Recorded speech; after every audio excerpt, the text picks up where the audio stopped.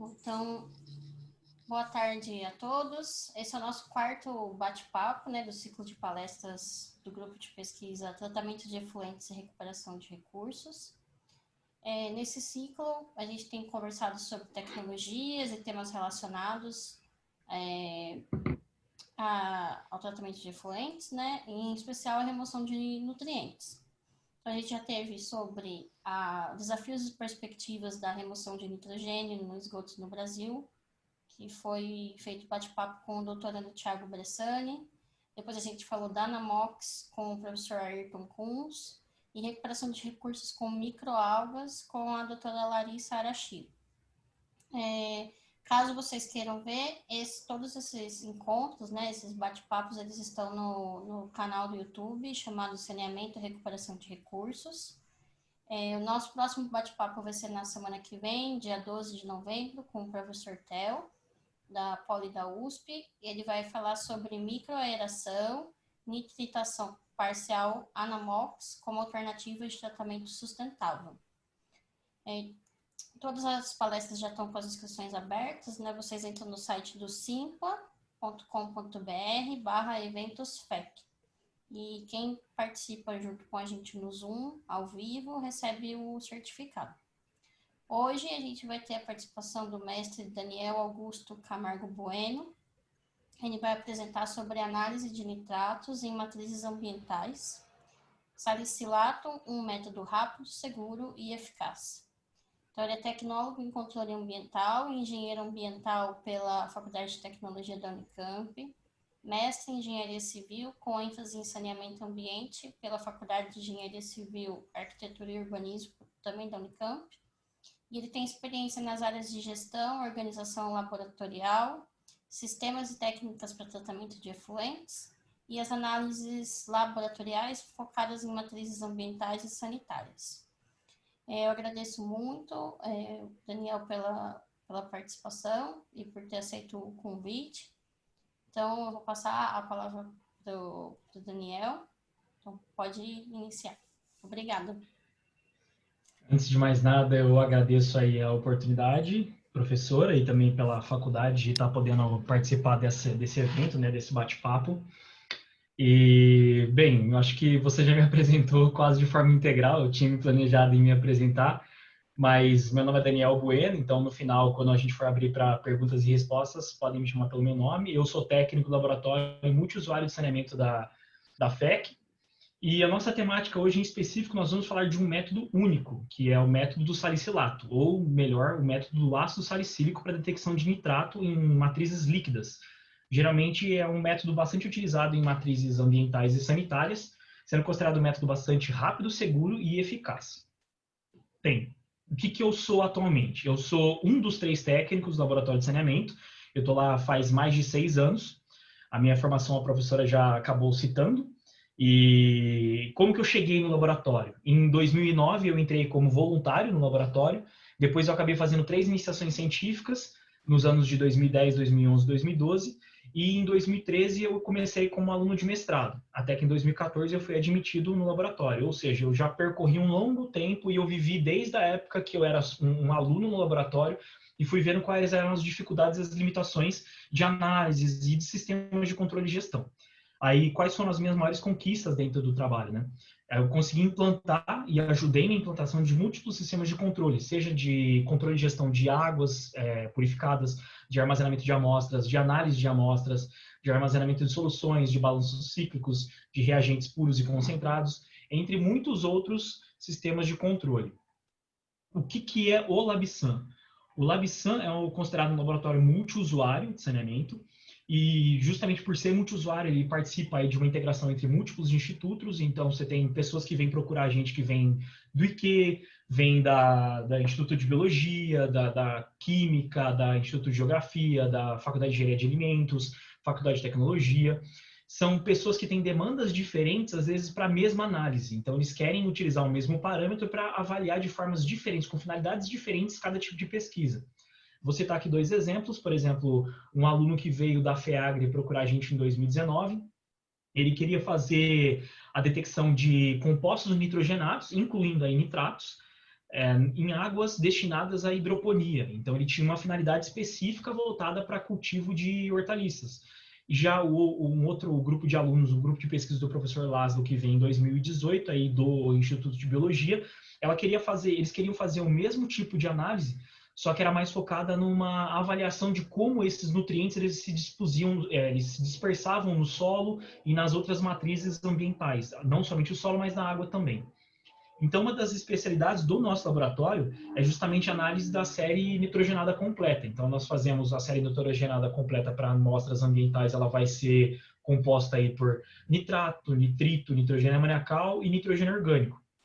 Todos esses somados acaba gerando aí o nitrogênio total. Então, esse é um dos carros-chefes também do nosso laboratório. A gente executa muito esse tipo de análise. E aí vocês devem perguntar, nossa, o laboratório dentro da faculdade de engenharia civil, quanto de química que a gente usa? E eu digo para vocês, a gente utiliza muita química. Mais de 95% dos nossos processos analíticos são baseados em ciências exatas.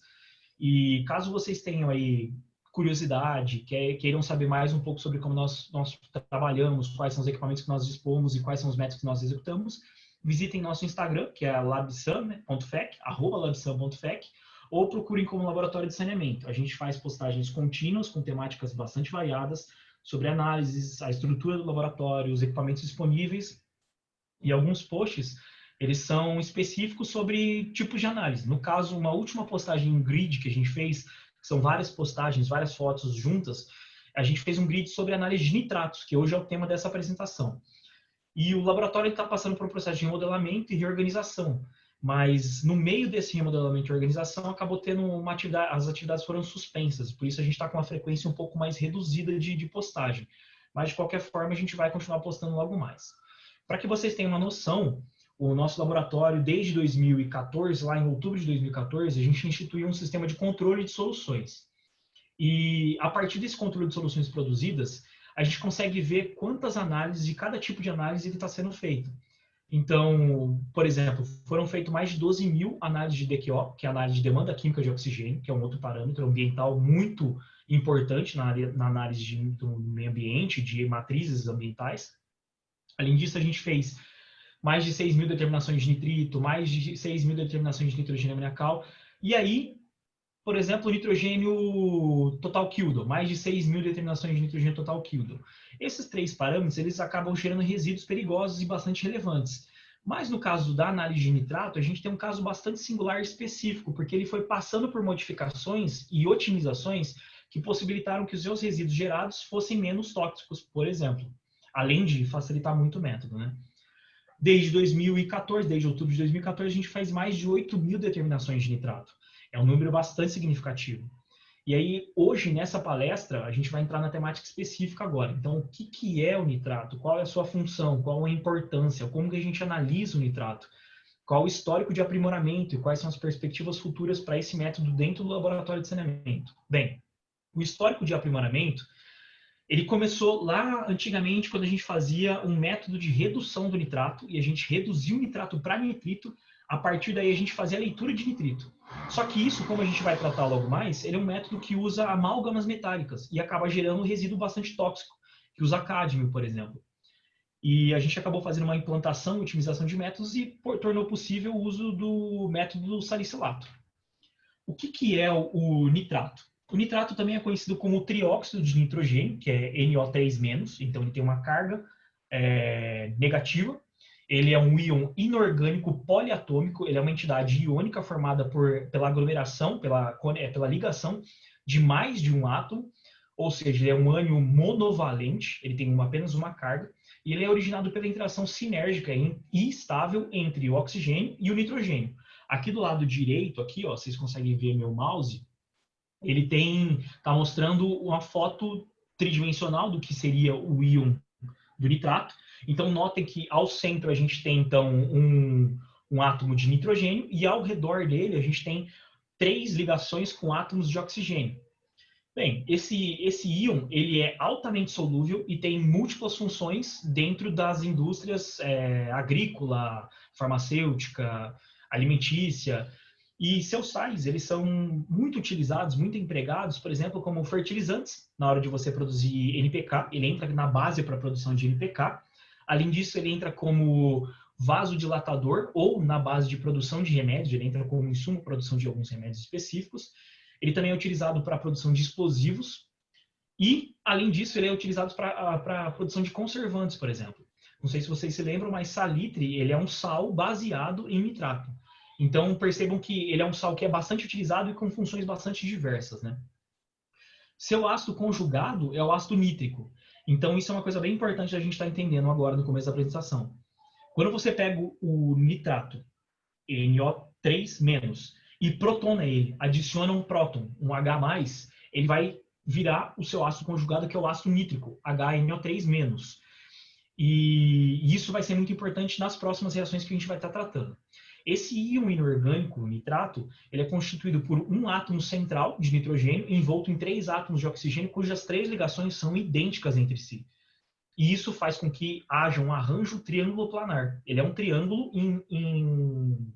e sua distribuição atômica dentro do espaço, ela é plana. Ela não é num arranjo cujas angulações façam que ela não seja plana. Ela é uma molécula tridimensional, uma molécula plana. O nitrato em si ele vai carregar uma carga total -1, em virtude do seu eletroexcedente. Apesar de ele ter um eletroexcedente, o nitrato ele é um ótimo receptor de elétrons, ele é um ótimo aceptor de elétrons. E o oxigênio dentro desse íon ele vai ter carga de -2/3, enquanto o nitrogênio tem carga de +1. Isso faz com que haja um sistema de ressonância contínua. E esse sistema, esse estado de ressonância contínua na molécula, no íon de nitrato, faz com que seja atribuída aí uma estabilidade eletroquímica muito elevada ao composto.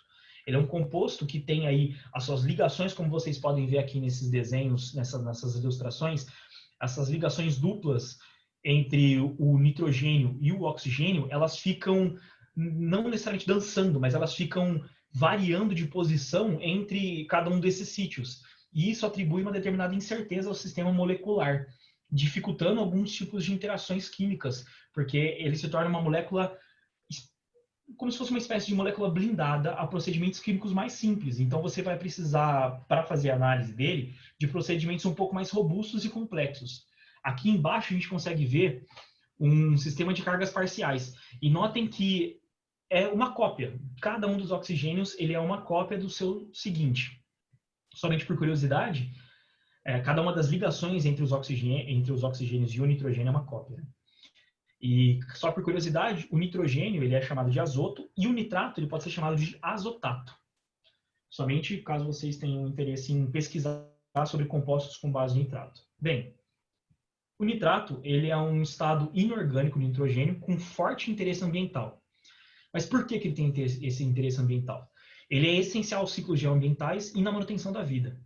É uma das formas mais estáveis e mais oxidadas do nitrogênio naturalmente encontradas. É uma das formas que é proveniente de sistemas e ecossistemas naturais, que a gente consegue encontrar o nitrogênio de uma forma muito estável. É claro que existem formas também tão estáveis quanto, ou até mais estáveis, como, por exemplo, o gás nitrogênio, N2. Só que é mais difícil você ter isso em matrizes líquidas. O nitrogênio gasoso dissolvido ele vai existir, obviamente, só que em menor proporção e não vai ter, ele vai ser como se fosse um gás inerte para muitos dos processos. Então a gente acaba demandando mais atenção em específico ao nitrato. Porém, obviamente, existem muitas outras formas inorgânicas de nitrogênio, mas muitas delas são mais efêmeras, como por exemplo o nitrito, né? E outras elas são produzidas pelo homem ou algumas são produzidas em situações muito específicas, de forma que a abundância, a ocorrência, a relevância são muito pequenas e são dificilmente produzidas em sistemas ambientais sanitários. Por isso, a importância ambiental é muito menor e a gente acaba focando no nitrato. Além disso, ele é um ótimo aceptor de elétrons e é um ótimo aceptor de elétrons em mecanismos biológicos de respiração. Isso é uma característica muito importante, porque ele apresenta um papel fundamental dentro das ciências, dentro do campo de pesquisa e também do campo de avaliação de ciências ambientais e sanitárias. E então ele acaba sendo frequentemente encontrado em ecossistemas e em reatores de tratamento biológico, principalmente reatores de tratamento de efluentes, de percolados e de águas residuárias. Mas então por que ele se torna tão importante? Bem, a resposta é que o nitrato, além de ser um ótimo aceptor de elétrons, ele também é oriundo de um processo de decomposição, de degradação de materiais orgânicos e nitrogenados.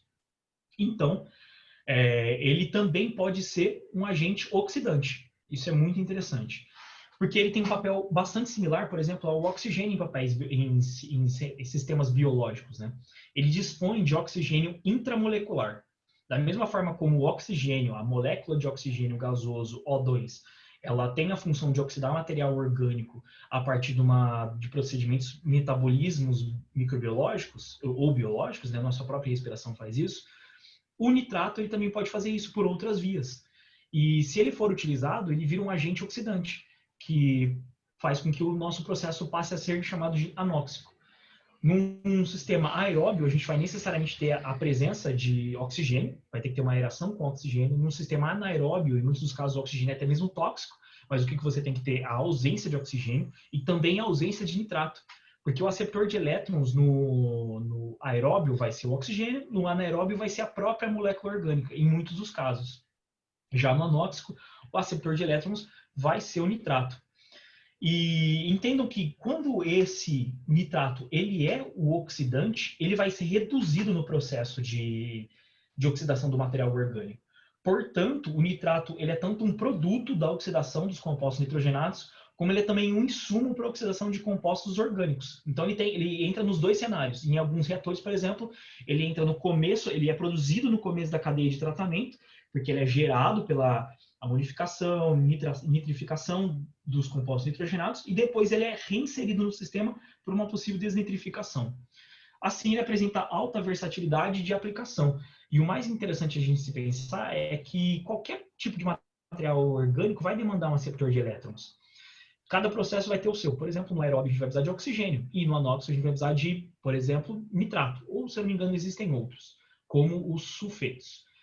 Mas, de qualquer forma, você vai precisar de um aceptor de oxigênio, um aceptor de elétrons. E os processos aeróbios de anóxicos, eles são muito mais eficientes e mais rápidos do que os anaeróbios. Mas aí a gente entra naquela situação. Por exemplo, a água ela tem a capacidade de comportar até no máximo 15 miligramas de oxigênio dissolvido por litro. Mas e o caso do nitrato? Como é que a gente fica nesse cenário? Bem, a água ela vai ter um limite máximo de capacidade de disponibilizar ao meio, disponibilizar aos seus micro-organismos oxigênio. Já o nitrato ele pode ser dosado em quantidade, desde que ele não se torne tóxico aos micro-organismos, ele pode ser dosado e ele vai sendo consumido de acordo com o consumo do material orgânico, por exemplo. E aí entra naquela situação. Qual que pode, por exemplo, disponibilizar mais oxigênio para o meio de acordo com as condições da sua reação.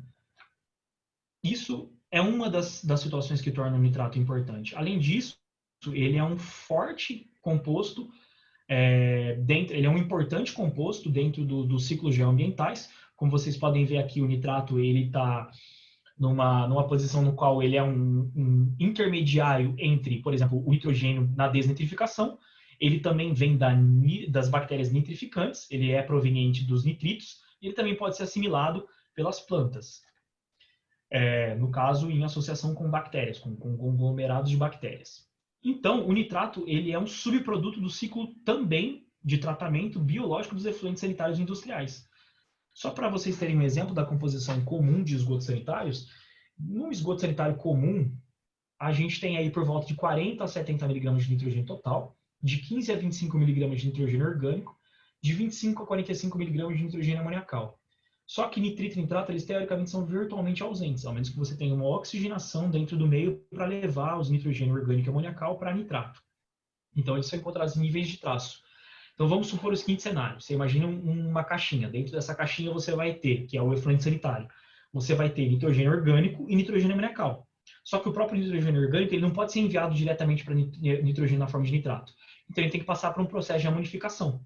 Esse processo de amonificação leva à geração de nitrogênio amoniacal, depois uma nitritação para nitrito e, por fim, uma nitratação para nitrato. Todo esse processo é chamado de processo de nitrificação, onde um meio quimicamente estável, junto à disponibilidade de oxigênio e na presença de micro-organismos, ocorre essa conversão para nitrato. Daí, um dos fatores que torna ele bastante importante. Além disso, existem inúmeros outros processos que também acabam utilizando nitrato. A gente pode citar que, dentro do ciclo de nitrogênio, o nitrato ele desempenha um papel muito importante e fundamental para a existência. Mas notem que, na maior parte das vezes, ele tem um papel meio que transitório. Ele acaba tendo que ser sempre convertido, reduzido, para nitrito ou outras formas para poder ser incorporado ao meio ou mudado a sua fase, né? Mudado a sua forma, né? Bem, então para que a gente analisa o nitrato? Inúmeras motivações, como a gente já falou. Ele tem importante participação nos ciclos ambientais e sanitários, ele é relevante como um parâmetro de mensuração em tratamento biológico, visto que ele é um importante aspecto na qualidade e operação de reatores. Imagine só, você está lidando com um reator que está fazendo a nitrificação e outro reator que está fazendo a desnitrificação. Você pode usar a análise de nitrato para avaliar a qualidade desses reatores, por exemplo. Além de outros parâmetros, obviamente. Né? Mas o nitrato ele vai fornecer, no caso de uma nitrificação, você está tendo nitrogênios, formas de nitrogênio diferentes, por exemplo, o nitrogênio metal e o nitrogênio orgânico, sendo convertidas para nitrogênio na forma de nitrato. Então, você consegue analisando a eficiência desse reator por meio de uma análise do nitrato que está sendo gerado. E no caso da desnitrificação, o que você tem é a conversão do nitrato para um nitrogênio gasoso. Então, nessa conversão, você consegue mensurar a capacidade desse reator por meio de uma avaliação do nitrato, também no que tange aí a redução da sua concentração.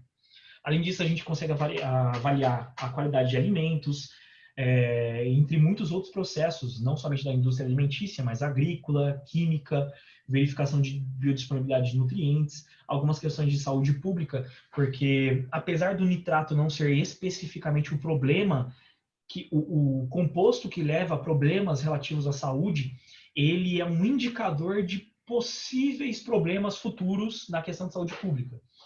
O nitrato ele pode ser transformado pela nitrificação anaeróbia em nitrito. O nitrito, por sua vez, ele leva aí a possibilidade de geração de ocasionamento de doenças como a meta-hemoglobinemia, e também existe a possibilidade de geração do nitrato ser convertido para nitrosaminas cancerígenas, que são aquelas que podem levar a câncer do aparelho gastrointestinal.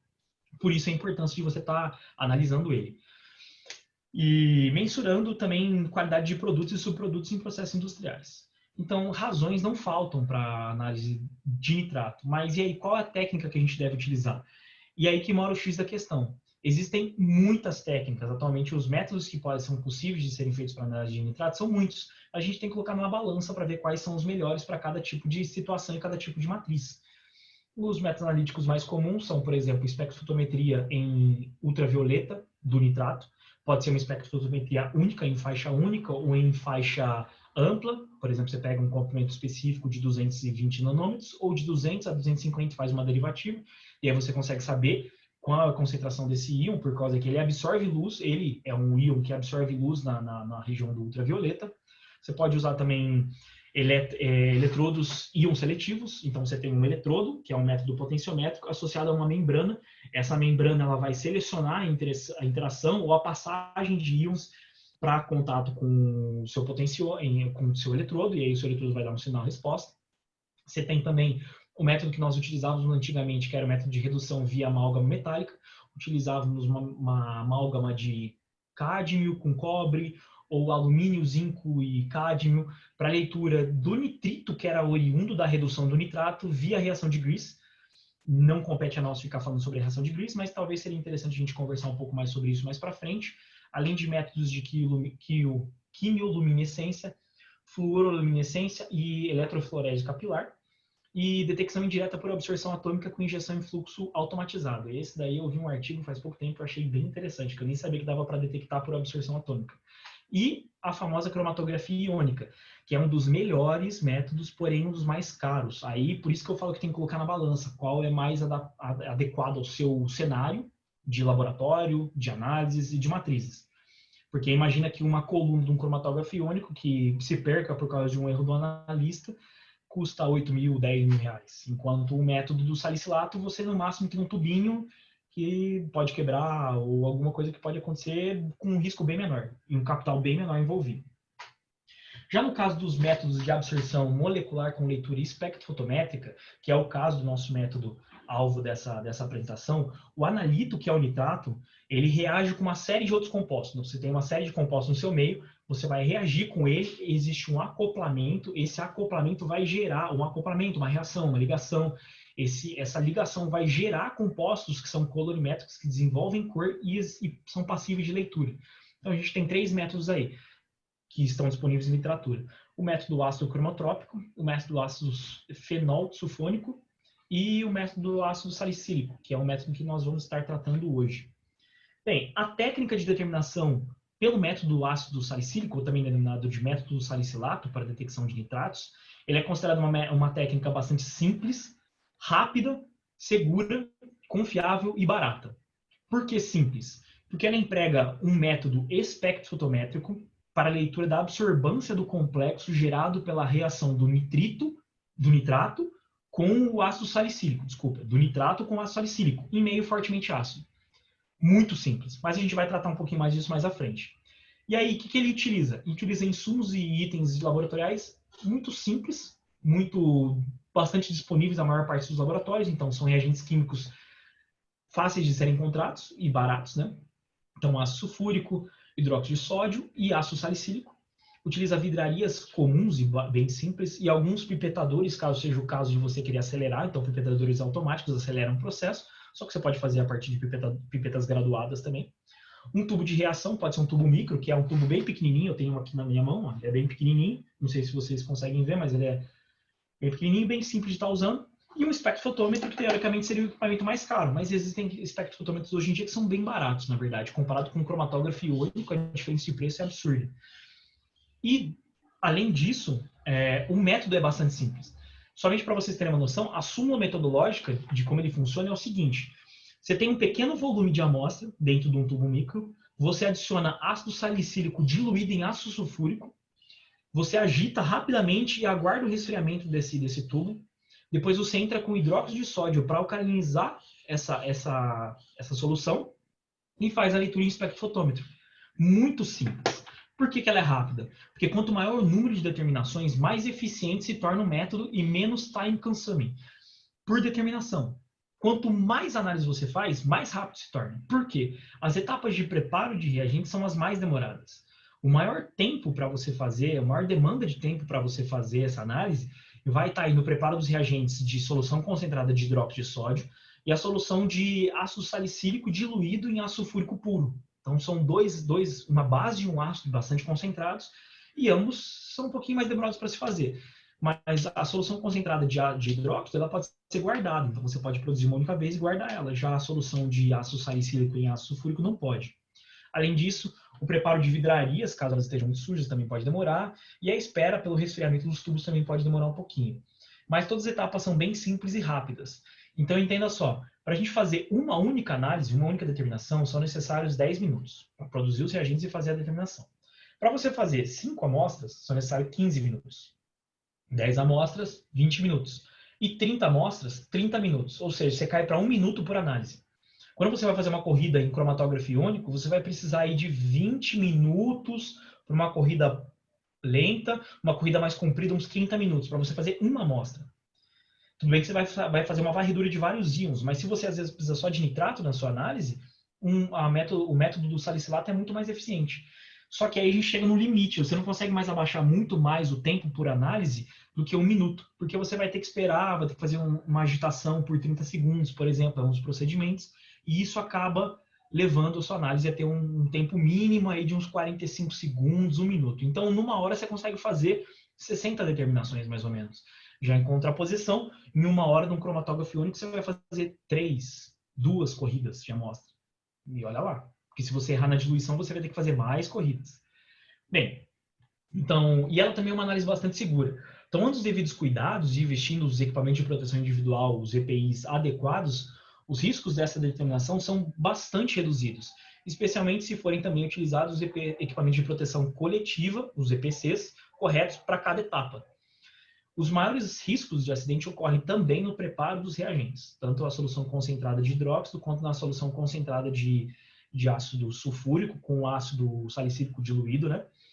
E também acontece problemas durante a dosagem, então você imagina que durante a dosagem das soluções ácidas e básicas no tubinho pode haver queimadura ou respingo dos ácidos, os ácidos podem respingar para fora e cair na mão do analista, e ele não perceber e pode corroer, queimar sua mão. Ou como a análise ela é muito exotérmica, ela pode começar a esquentar muito o tubinho. Se você não percebe, acaba queimando sua mão. Mas isso tudo coisas que são contornáveis. Uma das grandes vantagens do método é justamente que ele não utiliza reagentes muito voláteis e nem emprega reagentes muito tóxicos. São reagentes que são apenas corrosivos e reativos, que comparado com outros métodos são grandes vantagens, né? Ele é um método bastante confiável. Se você for levar em consideração as especificidades do método e tomar cuidado com os interferentes analíticos, as recuperações elas vão rondar valores entre 90% e 105%. Ou seja, são recuperações ótimas para matrizes ambientais sanitárias. Valores até que eu diria entre 95% e 105%, não seria nem 90%, 95% e 105%. Mas isso varia de matriz para matriz, e é claro, da presença dos interferentes, né? E quais são esses interferentes? Principalmente cloretos e nitritos. Cloretos eles vão interferir reduzindo o sinal-resposta, e nitritos eles vão interferir positivando o sinal-resposta. Então, um reduz o sinal-resposta e o outro aumenta o sinal-resposta. Os cloretos eles podem estar presentes em amostras com alta salinidade e os nitritos eles podem estar presentes em amostras, por exemplo, de reatores Anamox. E a gente vai tratar desse assunto um pouco mais à frente. Quais são as grandes vantagens desse método também? Ele responde muito bem para matrizes ambientais e efluentes sanitários e alguns efluentes industriais, eles refletem resultados muito fiéis e próximos da realidade. Ele quase não varia aquele resultado final. Bem, ela também é uma análise muito barata, ele tem um custo-benefício muito bom. Todos os reagentes e os insumos eles são muito baratos, eles são disponíveis em boa parte do país. Além disso, eles são facilmente encontrados e os equipamentos são simples. Como eu falei para você, uma cromatografia iônica ela vai gastar muito mais, o equipamento é muito mais caro do que um espectrofotômetro, que às vezes tem até espectrofotômetro de bancada que parece um espectrofotômetro de bolso. São muito compactos. E os reagentes consumidos são muito poucos, muito baratos e muito poucos. Jogando aí um cálculo bem simples, o consumo de reagentes na determinação de nitrato, você percebe que são utilizados 50 miligramas de ácido salicílico para determinação, por amostra.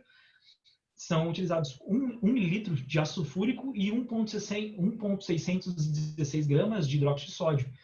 Jogando a valor de mercado, né, utilizando os valores de mercado, você vai ter um preço por análise mais ou menos aí na faixa de 12 centavos, caso você não tenha que fazer diluições. Mas 12 centavos por análise. Isso é muito barato, em termos de, obviamente, somente insumos, né? Reagentes. Bem, agora vamos aos princípios químicos do método, os princípios químicos analíticos do método por trás dessa técnica.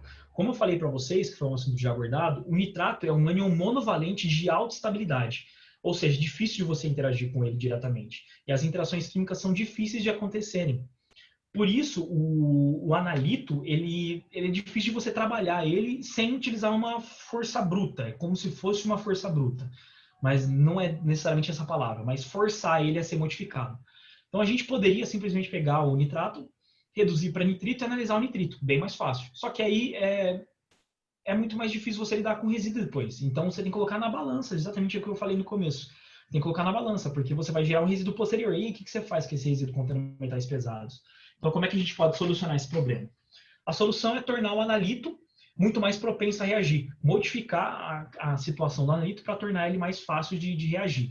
Então, acompanhe a linha de raciocínio agora que vocês vão entender. Bem, na análise de nitrato, ela se inicia com a dosagem de 50 miligramas de ácido salicílico em diluídos, né? Esse ácido salicílico, 50 miligramas de ácido salicílico, vai estar diluído em 1 ml de ácido sulfúrico, 1 mililitro de ácido sulfúrico puro. E esse ácido salicílico diluído em ácido sulfúrico, ele é dosado em meio mililitro de amostra. Ou seja, a gente tem um cenário no qual é um meio extremamente ácido, visto que foi dosado uma grande quantidade de ácido por quantidade de amostra. Nesse quadro, nesse cenário, ou seja, tendo 1 mililitro de ácido sulfúrico para meio mililitro de amostra, a gente sabe que o ácido sulfúrico ele é um ácido muito forte e ele, teoricamente, ele vai estar sedento, ele vai estar procurando protonar seu meio. Ele quer protonar o meio. E, se possível, ele quer protonar também outros compostos. Ele está lá, diluído, ele quer protonar tudo o que ele for possível. O KPa, que indica a acidez desse ácido, ele é muito ácido. Tem um KPa de menos 2,9 na primeira dissociação, mas aí depois ele cai para um KPa de apenas 1,9, de positivo 1,9 na segunda dissociação.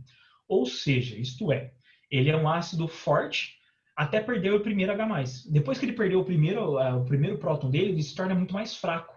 Por isso existe a necessidade de você dosar ele em grande quantidade, em grande concentração.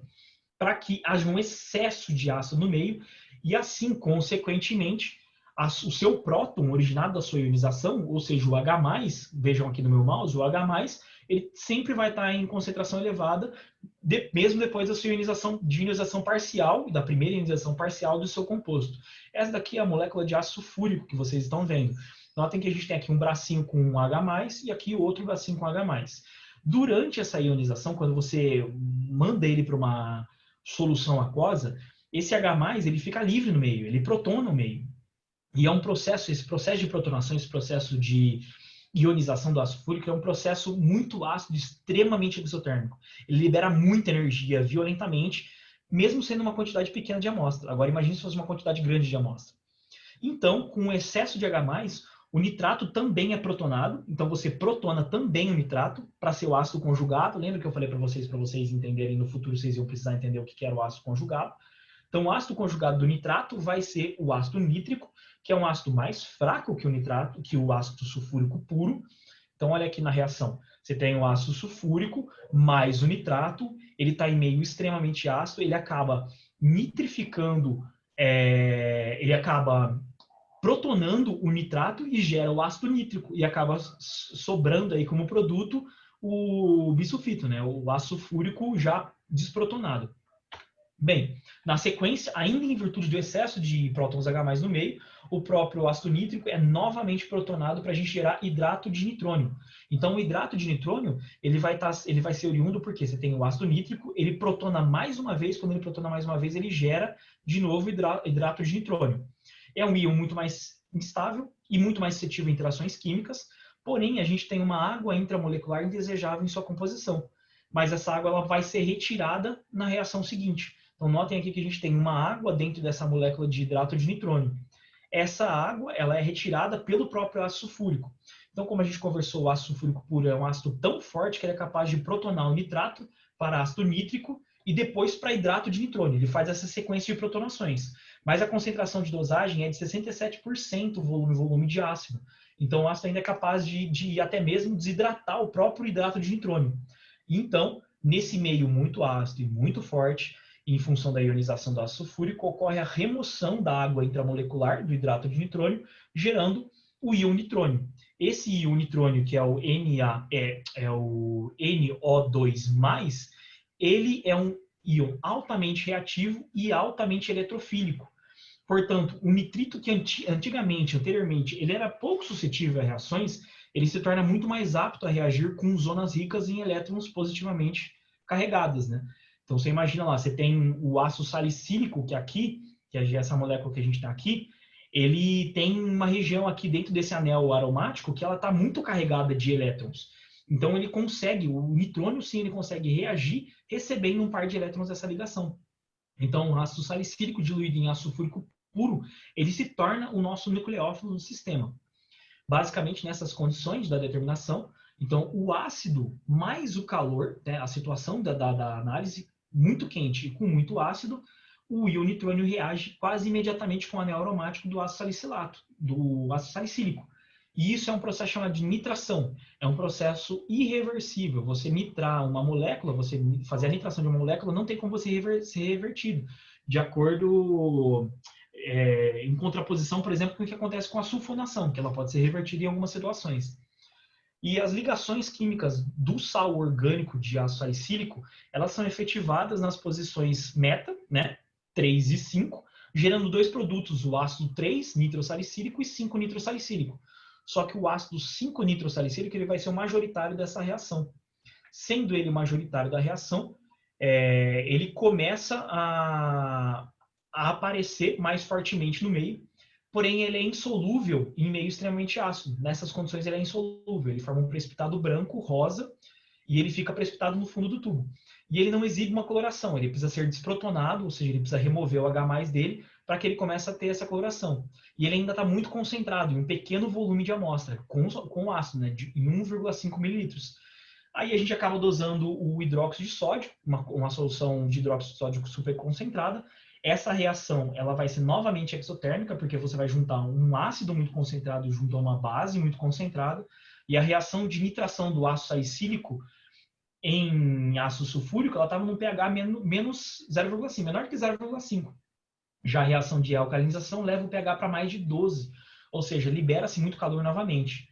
E assim, o ácido 5-nitrosalicílico, que era o majoritário da reação, passa a ser solúvel em meio básico e desenvolve coloração. Essa cor, ela é do complexo gerado, ela é passível de leitura em espectrofotômetro em comprimento de onda de 410 nanômetros. O sinal-resposta dessa leitura instrumental vai ser dado em absorbância, e a absorbância ela pode ser convertida aí por concentração para a concentração por meio de uma curva analítica. Uma curva analítica é o que vocês estão vendo aqui embaixo, que vai relacionar a concentração medida, a leitura de sinal-resposta, diante da concentração de padrões de concentração estipulado. Aí você consegue, a partir de uma regressão linear, com uma equação, determinar a concentração. Então, basicamente, o método é esse. Então, você tem lá um método, um agitador, um tubinho micro com uma quantidade de amostra aqui embaixo. Você dosa o seu salicilato. Esse salicilato é bastante exotérmico, aquece bastante o tubo. Você leva ele a um agitador. Nesse agitador, você vai fazer a reação para ele precipitar, ele acaba precipitando. Na sequência, então, você tem uma alcalinização com hidróxido. Então, notem que ele fica uma solução que não tem nenhuma concentração, tem zero de concentração, desenvolve uma coloraçãozinha por causa da geração do ácido 5-nitrosalicílico. E essa coloração, essa intensidade de cor vai ser proporcional à concentração desse ácido. E aí a gente consegue fazer a leitura. Bem, mas aí para a gente estar finalizando, nem tudo é flores, né? Cada situação na vida ela vai ter seus prós e seus contras. E aí, quais são as vantagens que a gente viu desse método? Bem, ele é um método bastante simples, rápido, seguro, confiável e com bom custo-benefício. Mas quais são as desvantagens? Eu diria que uma das maiores e talvez a única grande desvantagem do método seria a interferência analítica. Mas será que isso só é uma desvantagem? Sim, é o calcanhar de Aquiles do método. Por quê? A gente tem que tomar muito cuidado porque ele consegue alterar abruptamente os resultados da análise. Esses interferentes analíticos que são compostos prioritariamente, os majoritários, né, por cloretos em amostras salinas e por nitritos em amostras de reatores biológicos, por exemplo, eles vão alterar muito os resultados. Já os interferentes minoritários acabam alterando um pouquinho essa concentração, mas eles são, por exemplo, alta concentração de material orgânico, DQO acima de 1000, elevados índices de turbidez e sólidos de suspensão, grande quantidade de material refratário, alguns compostos metálicos de ferro solúvel, alguns orgânicos como taninos, formaldeídos e fenóis vegetais. Mas, de qualquer forma, a gente só vai tratar um pouquinho mais hoje sobre os interferentes majoritários. Os cloretos, na condição da análise, que o meio está extremamente ácido e fortemente aquecido, ele, além de você protonar o nitrato para gerar ácido nítrico, como eu expliquei para vocês, também existe a protonação dos cloretos que gera ácido clorídrico. Então, a gente vai ter na mesma amostra, vai gerar ácido nítrico e ácido clorídrico. Só que no excesso de íons H+, ele acaba reagindo novamente, reagindo o ácido nítrico com o ácido clorídrico, gerando cloreto de nitrosila. Ou seja, os nitratos eles são consumidos pela reação com os cloretos, reduzindo o sinal-resposta. De forma mais, em outras palavras, a gente pode falar que há uma captura dos nitratos pelo ácido clorídrico, de acordo com as reações abaixo. Então, os cloretos, junto com os nitratos, em associação com o ácido sulfúrico, gera ácido clorídrico e ácido nítrico, e na sequência, em meio fortemente ácido, acaba gerando cloreto de nitrosila. E então, os nitritos, eles têm um mecanismo químico de interferência um pouco mais pouco conhecido. Quase não há fontes bibliográficas sobre o assunto e a interação do nitrito com o ácido salicílico ela é fortemente similar, ela é muito similar ao que acontece com o nitrato. O nitrito, ele também é protonado múltiplas vezes, gerando aí ácido nitroso, e depois ele é novamente protonado para hidrato de nitrosônio, não é mais nitrônio, é nitrosônio.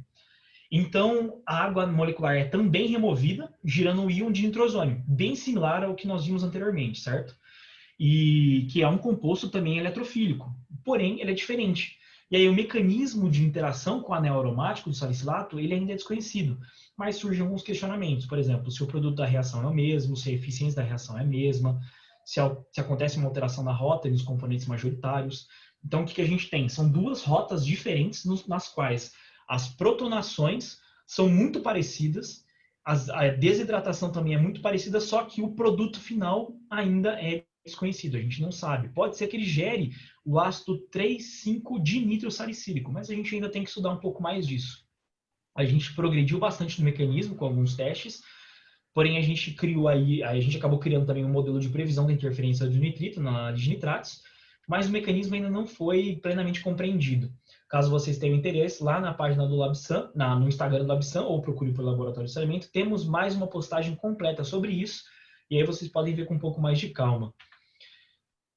Então, o método de determinação de nitratos via nitração salicilato, ele é um método bastante robusto, bastante rápido e adaptável para várias matrizes, porém ele necessita de maiores estudos para otimização.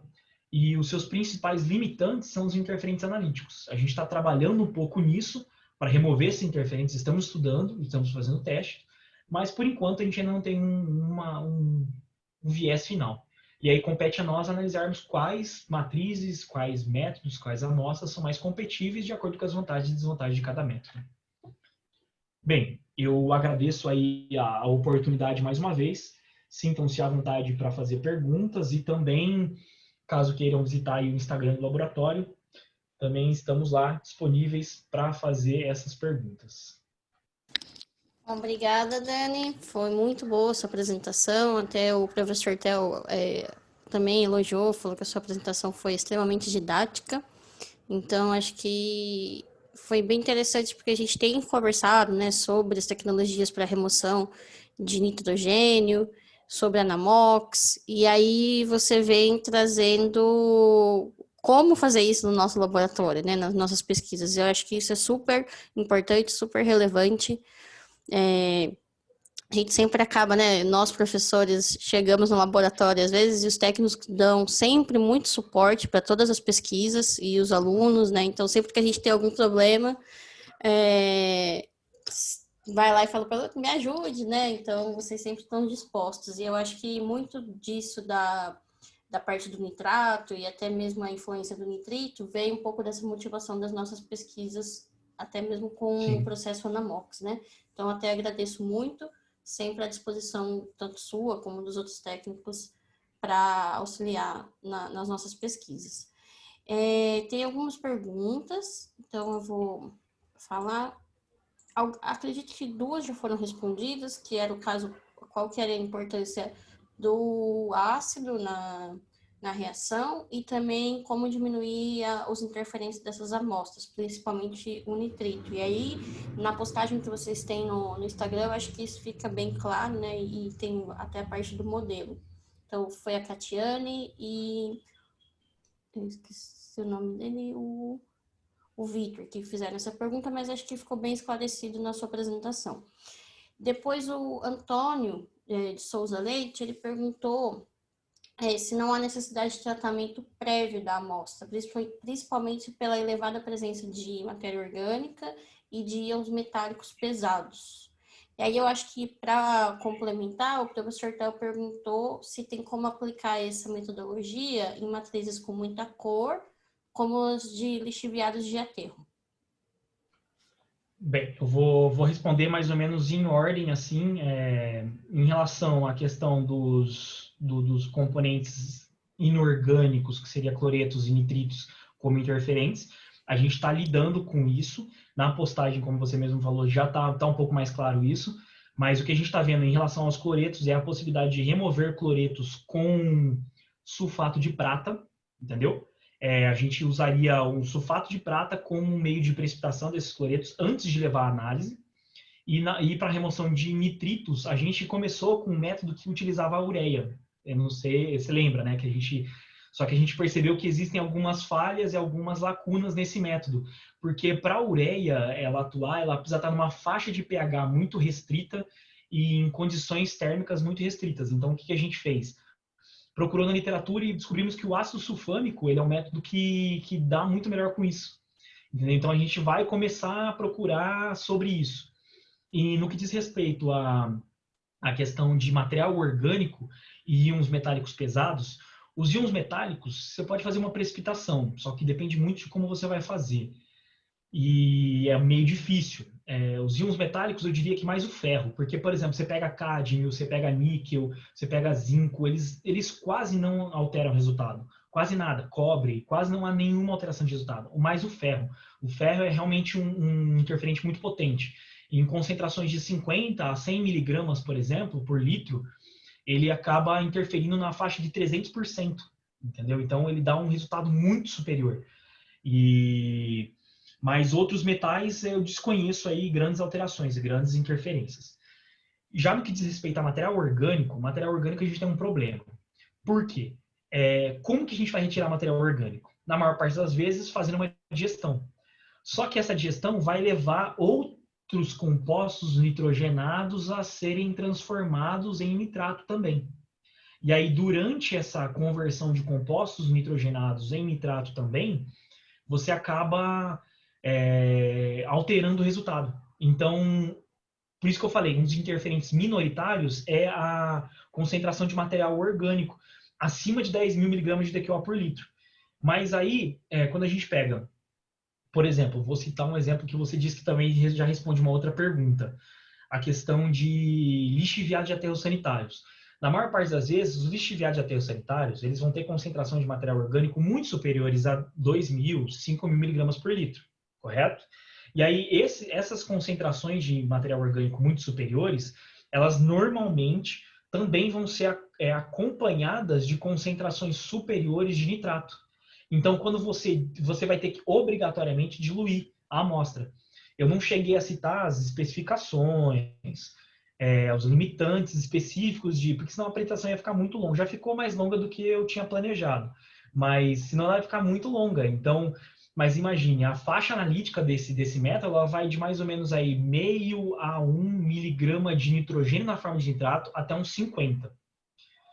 Mas o ideal dela é funcionar aí de 1 até uns 35 miligramas. É o meio da curva.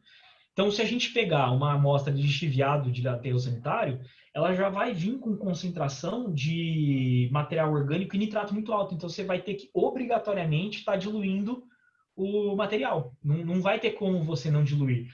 Então, o fato de você diluir já leva você a encaixar a concentração de material orgânico. Mas existem alguns cenários no qual você tem alta concentração de material orgânico, amostras bem específicas, altíssima concentração de material orgânico com baixíssima concentração de nitrato. Aí como que você faz? Bem, não testei, nunca vi sobre isso, mas talvez se você fizer uma digestão com persulfato em meio ácido pouco agressivo, não haja conversão para nitrato, porque a digestão com persulfato de compostos nitrogenados para que eles sejam convertidos em nitrato, ela só vai acontecer em meio alcalino. Então, eu não diria com certeza se isso acontece, mas eu diria que existe a possibilidade de ser dessa forma, entendeu? Mas, realmente, elevado o teor de concentração de material orgânico e baixa concentração de nitrato é um limitante para essa técnica. Mas acredito que também para outras técnicas seria, porque se você vai ter um aterro sanitário, um lixiviado de aterro sanitário, você vai passar ele por uma amostra num cromatógrafo único, você vai dar vários picos de vários compostos juntos lá, que vai ser uma bagunça, porque o aterro sanitário, o lixiviado vai ter que ser diluído também, entendeu? Para passar no cromatógrafo. Você não vai poder pegar a amostra bruta e passar lá, entendeu? Mas é algo a se pensar. Bom, a Ariellen, ela é da Federal de Santa Catarina, também falou que foi uma ótima apresentação, e disse que esse método é usado lá na Federal de Santa Catarina, eu só não sei se é GEAD. E tem um questionamento que é sempre feito sobre o método, que é a pequena quantidade de amostra ou de esgoto que eles usam, que é 0,2 ml. Se você acha que esse fato é relevante. Então, no nosso laboratório, a gente já não faz com 0,2. A gente usa meio mililitro de amostra. A gente usa 0,5 mililitro de amostra. Teoricamente, em meios químicos, em procedimentos químicos, isso não vai alterar nada o resultado. Então, você imagina, se você tiver uma amostra que tenha 35 miligramas de nitrato e é uma amostra limpa, é uma amostra com poucos materiais particulados, é uma amostra que não tem alto teor de coloração, e você utilizar 0,2 mililitros e diminuir proporcionalmente a quantidade dos outros reagentes, não tem problema nenhum. Porém, se você usa 0,2, muito provavelmente você vai ter que pegar com um pipetador de 100 microlitros. Aí um pipetador de 100 microlitros, ele vai ter uma pontinha muito fininha. Aí você já começa a segregar sólidos. E aí na hora que o sólido passa, ele também não passa direito. E além disso, você começa a diminuir muito a representatividade da amostra. Então, meio mililitro, eu acho que já é 2,5 vezes mais volume do que 0,2. Então, já é uma coisa maior. Mas mesmo assim, é pouca amostra. Então, por isso, talvez fazer múltiplas análises, tirar várias alíquotas de pontos diferentes ou fazer uma amostra composta seja mais eficiente.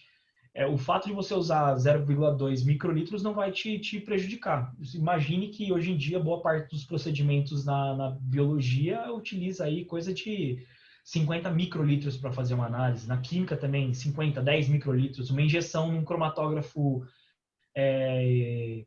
iônico usa 20 microlitros, entendeu? Então, 10 vezes menos do que isso. Então, já perde uma representatividade, mas será que a sua amostra não precisa ser trabalhada antes? Será que você não precisa fazer uma agitação melhor da sua amostra? Uma homogenização melhor? Talvez isso seja melhor para você. Só que se sua amostra estiver muito granulada e você tiver que pegar 0,2 microlitros, 0,2 mililitros, você vai separar granulado.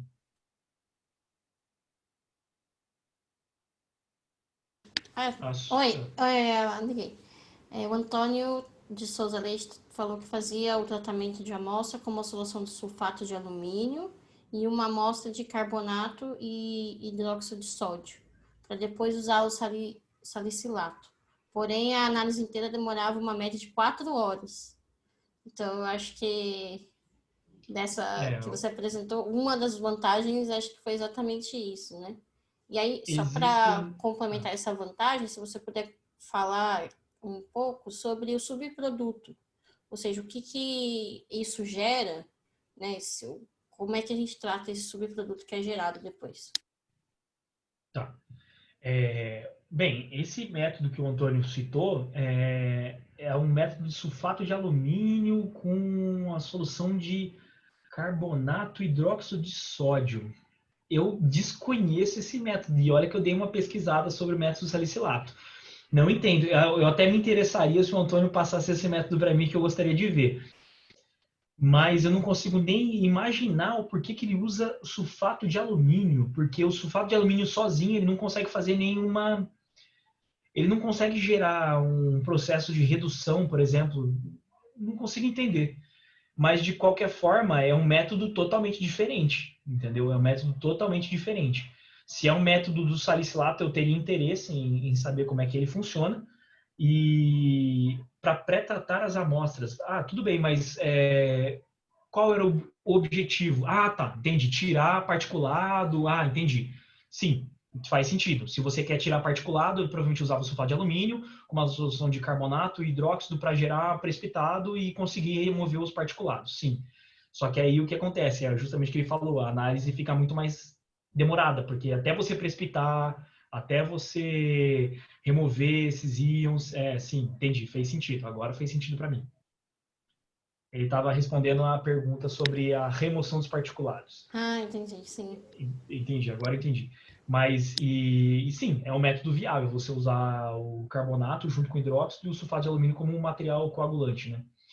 E voltando aí à questão dos subprodutos da análise. Bem, essa análise ela vai gerar simplesmente uma solução alcalina com sais praticamente inertes, né? Que é sulfato mais sódio, sulfato de sódio, e aí você vai ter também um pH próximo aí de 13, 12, um pouco mais de 12, quase 13, e você vai ter ácido 5-nitrosalicílico e 3-nitrosalicílico, que são compostos orgânicos facilmente biodegradáveis.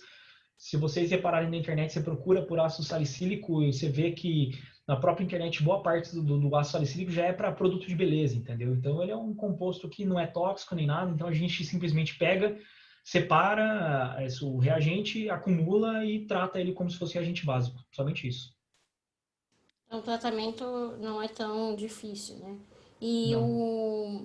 o volume final que produz de cada amostra fica quanto? O volume final que a gente produz aí está na faixa de quase 12 mililitros. É bem pouquinho. É um tubinho desse tamanho. Eu não sei se vocês estavam vendo na hora que eu estava fazendo a apresentação, se Sim, vocês viam o apareceu. meu gesto. Esse tubinho aqui é bem pequenininho, ele tem no máximo 12 mililitros, ele fica, na verdade, com 11 mililitros e meio, entendeu? É bem pouquinho. E aí esse resíduo é tratado como um resíduo básico. Simplesmente isso. Ah, bom. Bem, acho que foram essas as perguntas. A gente não tem mais as perguntas do chat.